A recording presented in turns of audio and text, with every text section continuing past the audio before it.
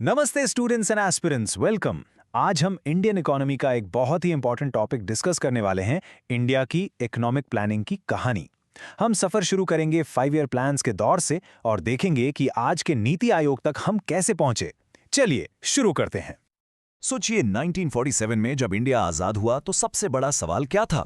एक ऐसी इकोनॉमी जो पूरी तरह से टूट चुकी थी, उसको वापस कैसे खड़ा किया जाए?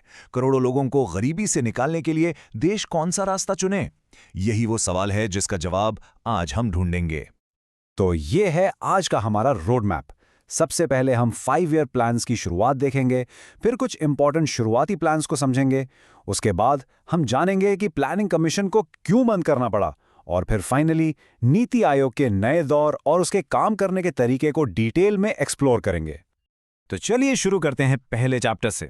आजादी के ठीक बाद इंडिया ने अपनी इकोनॉमिक यात्रा के लिए प्लानिंग का रास्ता चुना और इस पूरे स्टेट लेड डेवलपमेंट मॉडल की नींव रखी गई 5 ईयर प्लान्स के जरिए। तो ये 5 ईयर प्लान्स आखिर थे क्या? बिल्कुल सिंपल शब्दों में समझें तो ये गवर्नमेंट के बनाए हुए सेंट्रलाइज्ड रोड मैप्स थे 5 साल के लिए। मेन मकसद था डेवलपमेंट और इकोनॉमिक ग्रोथ को सही दिशा देना। मतलब पूरे देश के लिए सारे बड़े फैसले, पैसा कहाँ लगेगा, ये सब सेंट्रली दिल्ली में बैठकर डिसाइड होता था। वैसे तो सारे प्लान्स इंपॉर्टेंट थे, लेकिन जो शुरुआत के कुछ प्लान्स थे ना, उन्होंने इंडिया की इकोनॉमी की नींव रखी। और हाँ, एग्जाम पॉइंट ऑफ व्यू से ये बहुत ही ज्यादा क्रिटिकल हैं, तो चलिए इन पर थोड़ा आराम से डिटेल में नजर डालते हैं। सबसे पहला प्लान 1951 में लॉन्च हुआ और इसे प्रेजेंट किया था इंडिया के पहले प्रधानमंत्री जवाहरलाल नेहरू ने। उस वक्त देश में अनाज की भारी कमी थी, इसलिए पूरा का पूरा फोकस एग्रीकल्चर पर रखा गया। इरिगेशन प्रोजेक्ट्स, बड़े बड़े डैम्स जैसे भाखड़ा नंगल, ये सब इसका हिस्सा थे। और याद रखिएगा, ये प्लान हैरोल्ड डोमर मॉडल पर बेस्ड था, जिसका सिंपल मतलब है सेविंग्स और इन्वेस्टमेंट बढ़ाओ, ग्रोथ अपने आप आएगी। और पता है, ये पहला प्लान एक जबरदस्त सक्सेस था।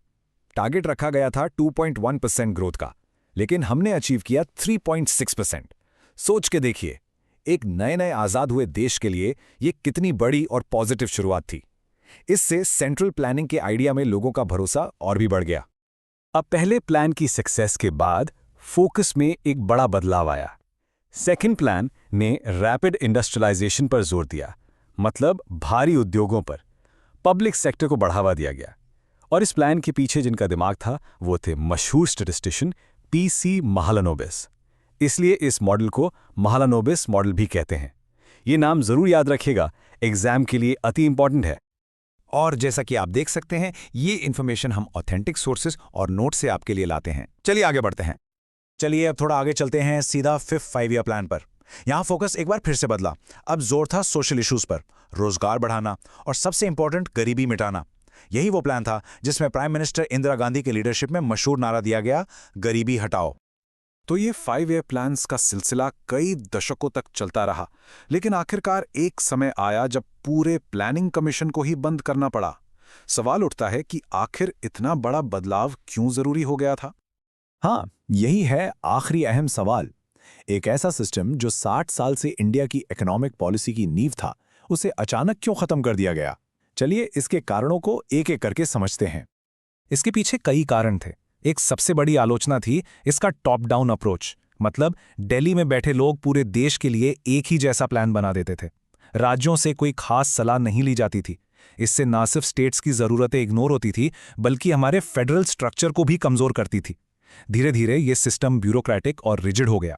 और सबसे इंपॉर्टेंट, 1991 के इकोनॉमिक रिफॉर्म्स के बाद पुराना Nehruvian socialist model out of date हो चुका था और मार्केट इकोनॉमी के साथ आगे नहीं चल पा रहा था। तो इन्हीं सब कमियों को दूर करने के लिए 2014 में प्लानिंग कमीशन को बंद कर दिया गया और यहां से शुरुआत हुई एक नए युग की। इसकी जगह एक नई संस्था ने जन्म लिया, जिसका नाम है नीति आयोग। इसका फुल फॉर्म जरूर याद रखें, national institution for transforming India. और इसकी स्थापना हुई जनवरी 1, 2015 को। ये दोनों फैक्ट्स ऑब्जेक्टिव क्वेश्चंस के लिए बहुत इंपॉर्टेंट हैं। सबसे जरूरी बात यह है कि नीति आयोग सिर्फ प्लानिंग बॉडी नहीं है, ये एक पॉलिसी थिंक टैंक है। मतलब सरकार के लिए एक एडवाइजरी बॉडी, एक इंटेलेक्चुअल हब। दोनों के काम करने के तरीके में जमीन आसमान का फर्क है। देखिए, प्लानिंग कमीशन टॉप डाउन था, जबकि NITI Aayog bottom up model पर काम करता है, यानी आइडियाज स्टेट से सेंटर की तरफ आते हैं। पहले वाली कमीशन फंड एलोकेट करती थी, नीति आयोग एक एडवाइजरी थिंक टैंक है। और सबसे बड़ा बदलाव, ये कोऑपरेटिव फेडरलिज्म को बढ़ावा देता है, मतलब सेंटर और स्टेट्स पार्टनर्स की तरह काम करेंगे। तो ठीक है, नीति आयोग काम कैसे करता है और अब तक इसने क्या क्या किया है, चलिए अब इसके स्ट्रक्चर और कुछ बड़े इनिशिएटिव्स पर एक नजर डालते हैं। इसका स्ट्रक्चर काफी यूनिक है। इसके चेयरपर्सन हमेशा इंडिया के प्राइम मिनिस्टर होते हैं, लेकिन इसका सबसे इंपॉर्टेंट हिस्सा है गवर्निंग काउंसिल। इसमें सभी स्टेट्स के चीफ मिनिस्टर्स और यूनियन टेरिटरीज के एलटी गवर्नर्स शामिल होते हैं। यही स्ट्रक्चर इस बात को सुनिश्चित करता है कि हर स्टेट की आवाज पॉलिसी मेकिंग में सबसे ऊपर तक पहुंचे, और इसी को कहते हैं कोऑपरेटिव फेडरलिज्म इन एक्शन।